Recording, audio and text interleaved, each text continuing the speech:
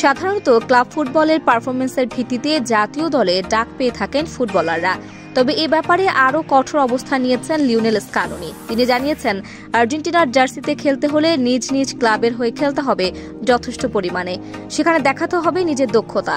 কিন্তু এই নিয়মের বাইরে থাকবেন কেবল একজন, তিনি হলেন লিওনেল মেসি।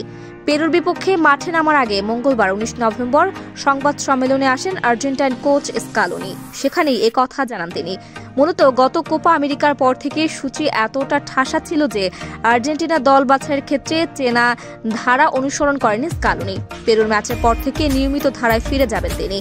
স্কালোনি বলেন, ওদেরকে ক্লাবের হয়ে খেলতে দেখা প্রয়োজন। কোপা আমেরিকার পর এই 6টি ম্যাচ ছিল খুব কাছাকাছি সময়ের মধ্যে, এজন্য বাইরে থেকে কাউকে আনার সময় খুব একটা ছিল না।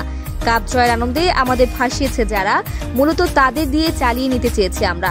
তবে এখন থেকে সবাইকে খেলতে হবে ক্লাবে, তাদের খেলা দেখেই আমরা সিদ্ধান্ত নিতে পারবো কার ফুটবল কোন পর্যায়ে আছে। সবসময় অবশ্য এরকম হয়ে আসছে, শুধু এই সময়টা ব্যতিক্রম ছিল।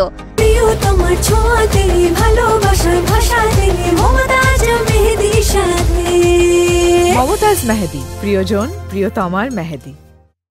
তবে মেসিকে এই নিয়মের বাইরে রাখতে চান স্কালোনি। তিনি বলেন, লিওর ক্ষেত্রে ব্যাপারটি একটু ভিন্ন। সে সবসময় খেলবে, যখন সে বিশ্রাম নেবে ক্লাবের হয়ে তখনও খেলবে জাতীয় দলে। কিন্তু অন্যদের ক্ষেত্রে এটা হবে না, ওদের খেলার মধ্যে থাকাটা জরুরি। মেসির ক্ষেত্রে আলাদা নিয়ম রাখার কারণ ব্যাখ্যা করে এই কোচ বলেন, লিওর গোটা বছরের দিকে যদি তাকান, প্রচুর ম্যাচ খেলা একজন ফুটবলারকেই দেখতে পাবেন, যাকে অনেক ম্যাচই পাওয়া গেছে। এর মধ্যে সে কোপা আমেরিকাও খেলেছে। তার জন্য সবসময় শতভাগ থাকা কঠিন এবং এটাই আমি সমস্যা দেখি না, এটা স্বাভাবিকই। চোটের কারণে কিছুদিন বাইরে ছিল, এছাড়া সবসময় তো সে আমাদের সঙ্গেই ছিলই।